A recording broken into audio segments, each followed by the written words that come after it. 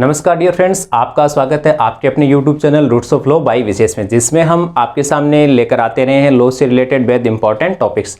आज हम चर्चा करने जा रहे हैं बेहद इंपॉर्टेंट और वर्तमान में जो सुर्खियों में बना हुआ है राजद्रोह IPC की सेक्शन 124A। अब किसी भी सेक्शन या किसी भी टॉपिक पे हम चर्चा करने से पहले हम ये जानेंगे कि आखिर वो आया कहाँ से है। मतलब आप जिस भी लॉ को पढ़ रहे हैं उसमें उसका उल्लेख के पीछे की क्या हिस्ट्री बैकग्राउंड रहा है। तो जो राजद्रोह का जो कानून था 124A, अब आपको पता है IPC का है। IPC है 1860 जिसको बोलते हैं। अब IPC लागू कब हुई? 1 जनवरी 1862 को। अब ये क्वेश्चन है, अब अगर आप जुडिशरी एस्पिरेंट हैं, आप UPSC एस्पिरेंट हैं, या फिर लॉ का किसी भी जगह कोई भी एग्जाम में, कॉम्पिटिटिव एग्जाम में पोर्शन आता है, अब लोग पूछते हैं कि तैयारी कैसे शुरू करें। तो तैयारी तो आपकी यहीं से, अगर आप खुद से क्वेश्चन पुटअप करेंगे तो आप कंपटीशन में बैठेंगे तब तक आप एकदम परफेक्ट हो चुके होंगे। तो 1 जनवरी 1862 को IPC लागू होती है, ये भी एक क्वेश्चन है। अब IPC को तैयार किसने किया था? IPC को तैयार किसने किया था? तो आप जानते हैं कि IPC के जनक या father of Indian penal code किसको बोलते हैं हम? लॉर्ड मैकॉले को। लॉर्ड मैकॉले उस समय के ये लॉ कमीशन के मेंबर थे और इन्होंने 1837 में, ये आप नोट डाउन करते जाएंगे, 1837 में IPC का ड्राफ्ट तैयार किया था। जैसे हमारे संविधान निर्माताओं ने, प्रारूप समिति ने संविधान का जो प्रारूप तैयार किया था, उसी तरीके से 1837 में लॉर्ड मैकॉले ने IPC का मसौदा या उसका ड्राफ्ट तैयार किया था। अब इसमें एक सेक्शन थी 113 जिसमें राजद्रोह है, सेडिशन का उल्लेख लॉर्ड मैकॉले के द्वारा किया गया था। लेकिन जो मूल IPC हमें 1 जनवरी 1862 को जो लागू की गई, उसमें जो लॉर्ड मैकॉले की सेक्शन 113 थी उसको शामिल नहीं किया गया या उसका उल्लेख नहीं था। अब आपके दिमाग में प्रश्न ये उठेगा कि जब फादर ऑफ IPC जिनको बोलते हैं, उन्होंने जब सेडिशन का सेक्शन अपने ड्राफ्ट में शामिल किया तो ये लागू क्यों नहीं किया? तो इसका उत्तर ये है कि अब जैसे आप जानते हैं कि 124A दे रखा है, तो कोई भी जो बाद में सब सेक्शन का पॉइंट आता है या फिर, तो इसका मतलब जैसे हमारे संविधान में भी अगर हम कोई उप प्रावधान बनाते हैं तो इसका मतलब वो मूल संविधान में नहीं था। अब 124A इसका मतलब ये बाद में जोड़ा गया, तो ये आता है 1870 के संशोधन से, अमेंडमेंट एक किया गया, संशोधन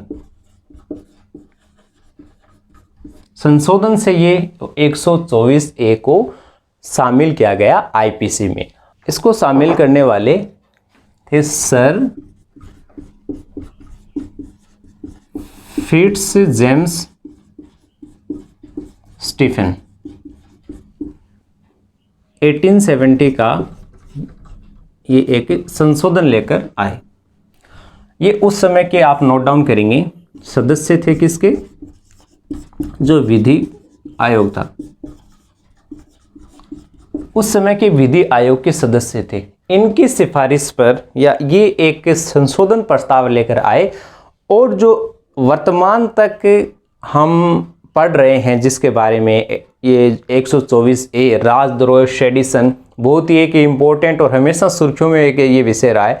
इसको जो हम पढ़ रहे हैं ये आया था 1870 में, और इसको लाने के पीछे प्रमुख उद्देश्य क्या था? उस समय आपको पता था कि जो हमारे स्वतंत्रता सेनानी थे या आज़ादी की मुहिम से जो जुड़े हुए लोग थे, मतलब लोकमान्य बाल गंगाधर तिलक से लेकर महात्मा गांधी तक इस कानून का प्रयोग किया गया। तो आप समझ सकते हैं कि अंग्रेजों, हम जब ब्रिटिशर्स का राज था तो उनका उद्देश्य क्या था कि जो भी हमारे खिलाफ बोलेगा उस पर राजद्रोह का कानून या उसके कानून का प्रयोग कर उनकी आवाज़ को दबाया जा सकता है। और ये वर्तमान तक लागू था, क्योंकि राजद्रोह आपको पता है कि देश के खिलाफ है, तो उस समय तो अंग्रेजों ने इसको लागू किया था, लेकिन IPC पूरी है जो 1860 अंग्रेजों के ज़माने से वही चली आ रही है हमारे समक्ष, तो उसमें इस कानून को भी नहीं हटाया गया, क्योंकि देश आज़ाद हो गया, लेकिन एक आज़ाद देश के सामने भी अलग अलग खतरे होते हैं, तो देश के खिलाफ अनेक नए नए प्रकार के खतरे सामने आते हैं, तो उसके लिए भी हमें एक कानून की आवश्यकता है। लेकिन इस पे आज वर्तमान में जो सुप्रीम कोर्ट में चर्चा हुई, उसके पीछे का कारण क्या है कि जो उससे कि नागरिकों के, सिटीजन के किसी फंडामेंटल राइट्स का वोलेशन तो नहीं हो रहा है। तो इस पे एक विस्तृत चर्चा एक याचिका के माध्यम से की गई। तो उसमें क्या कहा गया,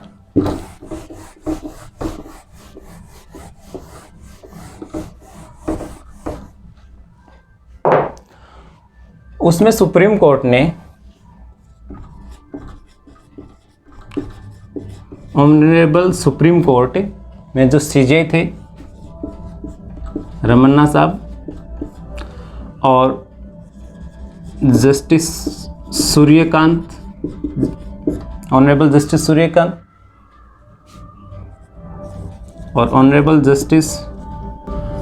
जस्टिस हेमा कोहली, इन्होंने एक याचिका पर सुनवाई करते हुए सेंट्रल गवर्नमेंट को ये इसके बारे में पूछा कि आप इस पे रिव्यू कीजिए। लेकिन सुप्रीम कोर्ट के समक्ष ऑनरेबल जो सुप्रीम कोर्ट है उनके समक्ष से जब सेंट्रल गवर्नमेंट ने अपना पक्ष रखा, तो पहले इस कानून का उन्होंने फेवर किया, लेकिन बाद में उन्होंने इसमें अपने रुख में बदलाव करते हुए ये कहा कि हम इस पे पुनर्विचार करेंगे। लेकिन सुप्रीम कोर्ट ने उनको कहा कि आप बताइए कब तक पुनर्विचार करेंगे।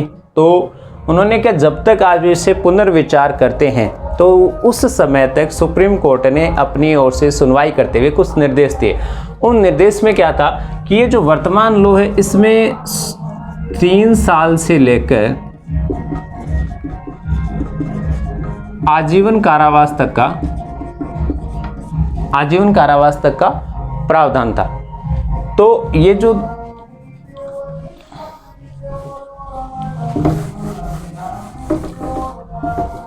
3 साल से लेकर आजीवन कारावास तक का प्रावधान था। तो सुप्रीम कोर्ट ने कहा कि जब तक इस पे पुनर्विचार किया जाता है, कोई भी FIR दर्ज नहीं होगी इस धारा के अंतर्गत, और जितने भी पूर्व मामले इसमें लंबित हैं, अपील है, जांच चल रही है, वो सब भी स्थगित रहेंगे। इसके साथ ही सुप्रीम कोर्ट ने ये कहा कि अगर जो भी जेलों में बंद हैं 124A राजद्रोह के अंतर्गत, तो वो सारे बंदी या फिर विचाराधीन जो भी कैदी हैं, वो क्या करेंगे, वो अपने बेल के लिए निचली अदालतों में, संबंधित न्यायालयों में जा सकेंगे और जमानत के लिए आवेदन करें।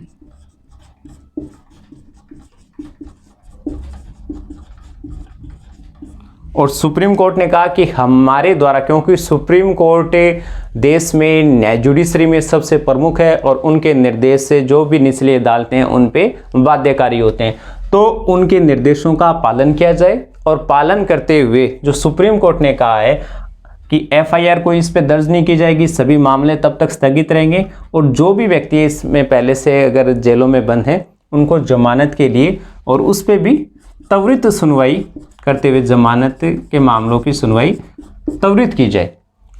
तो ये बहुत ही ऐतिहासिक एक मामला था। और सुप्रीम कोर्ट ने जुलाई के तीसरे हफ्ते के लगभग इसमें सुप्रीम जो सेंट्रल गवर्नमेंट है वो उनको पुनर्विचार के लिए समय दिया है। तो उसमें जो सेंट्रल गवर्नमेंट है वो अपना जवाब दाखिल करेंगे ऑनरेबल सुप्रीम कोर्ट के समक्ष। तब तक के लिए ये जो सुप्रीम कोर्ट के डायरेक्शंस हैं ये लागू रहेंगे। डियर फ्रेंड्स, आप देखेंगे कि अब सुप्रीम कोर्ट के डायरेक्शन द्वारा जो वर्तमान जो राजद्रोह की जो सेक्शन थी 124 एडिशन की, अब इसमें जो बैरक की लैंग्वेज है या मूल कानून में आईपीसी 1870 के जो संशोधन से ये जो ऐड की गई थी, इसकी लैंग्वेज आप देखेंगे कि जो कोई बोले गए या का मतलब क्या है कि ये अगर है तो ठीक है, या इसके अलावा कि जो कोई बोले गए या लिखे गए शब्दों द्वारा फिर या संकेतों द्वारा कोई चिन्ह हो, ऐसे जो साइन जिनके माध्यम से कि आपको ऐसा प्रतीत हो, या दृश्यरूपण कि जो भी कोई विजुअल से देखने की कोई भी सामग्री है या अन्यथा। और भारत में विधि द्वारा स्थापित सरकार, अब आपको पता है कि आईपीसी भी ब्रिटिशर्स अंग्रेज़ों की देन है, उस तो ये भी एक कानून है, वर्तमान में भी लागू है। तो ये उस समय भी जो स्थापित सरकार थी वो भी एक लॉ के हिसाब से ही चल रही थी, उनका भी एक मैकेनिज्म था जो चलती ब्रिटेन से थी, लेकिन उनके भी कानून कायदे थे। तो स्थापित जो सरकार थी के प्रति घृणा मतलब नफरत या अवमान का आपको पता है कि कोई पालना न करे, तो ऐसी आप किसी में भावना फैलाएं कि आप गवर्नमेंट के आदेशों का पालन न करें। और उस समय तो था कि जो हमारे स्वतंत्रता सेनानी वगैरह थे वो अंग्रेज़ों के खिलाफ आंदोलन करते थे कि आप उनके निर्णयों की, और भारत के जो नागरिक हैं उनको जागरूक करने के लिए कि आप इनके निर्णयों की पालना न करें। तो ये उसीलिए कानून लाया गया था। पैदा करेगा या पैदा करने का प्रयत्न करेगा, अगर पैदा करता है या प्रयास करता है। अप्रीति, उसमें वही अभक्ति, घृणा वगैरह, तो वो ऐसी भावनाएं जागृत करेगा या प्रयास करेगा, प्रयत्न करेगा। तो अगर ये कोई करता है तो 3 साल से लेकर आजीवन कारावास, जिसमें आप जुर्माने को भी शामिल किया जा सकता है। तो ये 3 साल से लेकर आजीवन कारावास तक इसमें सज़ा का प्रावधान और जुर्माना भी इसमें शामिल किया जा सकता है। तो ये है मूल जो इससे 124 से राजद्रोह धारा की लैंग्वेज जो भाषा है। अब इसमें अब वर्तमान में प्रश्न जब सुप्रीम कोर्ट के जो निर्देश हैं पुनर्विचार के लिए, क्योंकि सेंट्रल गवर्नमेंट ने कहा है कि हम इस मैटर में पुनर्विचार करेंगे। अब चूंकि देश के प्रति खतरा, तो आपको पता है कि अनेक प्रकार के वर्तमान में खतरे मौजूद हैं अलग अलग तरीक़ों से, तो उनके लिए भी एक कानून का होना आवश्यक है। तो वर्तमान में हमारे पास में ये 124 से आईपीसी में ये प्रावधान था। तो अगर हम इसको, गवर्नमेंट अगर इसको रद्द करती है या फिर इसमें और कुछ बदलाव करती है, तो उसके साथ ही, क्योंकि नागरिकों के मौलिक अधिकारों का हनन तो न हो, जो कि इसे याचिका में कहा गया, लेकिन हमें देश के खिलाफ अगर कोई कार्य करता है तो उसके लिए भी एक कानून का होना आवश्यक है। तो इसके लिए सरकार इसमें क्या बदलाव करती है, इसको किस तरीके से नए सिरे से इस कानून को लेकर आती है, इसमें कुछ संशोधन करती है, और जो सुप्रीम कोर्ट की इसमें लेटेस्ट जब सुनवाई होगी क्या डिसीजन आता है और गवर्नमेंट का इसमें क्या रुख रहेगा, तो इसके बारे में हम आपको अगली लेटेस्ट वीडियो तब हम आपके सामने इससे रिलेटेड लेकर आएंगे। तब तक के लिए हम और भी आगे आपके सामने लॉ से रिलेटेड टॉपिक्स लेके आते रहेंगे। और आपको हमारा ये वीडियो लेक्चर कैसा लगा आप ज़रूर बताइएगा, और वीडियोज़ आपको यूजफुल लगा और तो आप इसको लाइक कीजिएगा, चैनल को आप सब्सक्राइब करें और वीडियोज़ को ज़्यादा से ज़्यादा शेयर करें। तो thank you so much dear friends.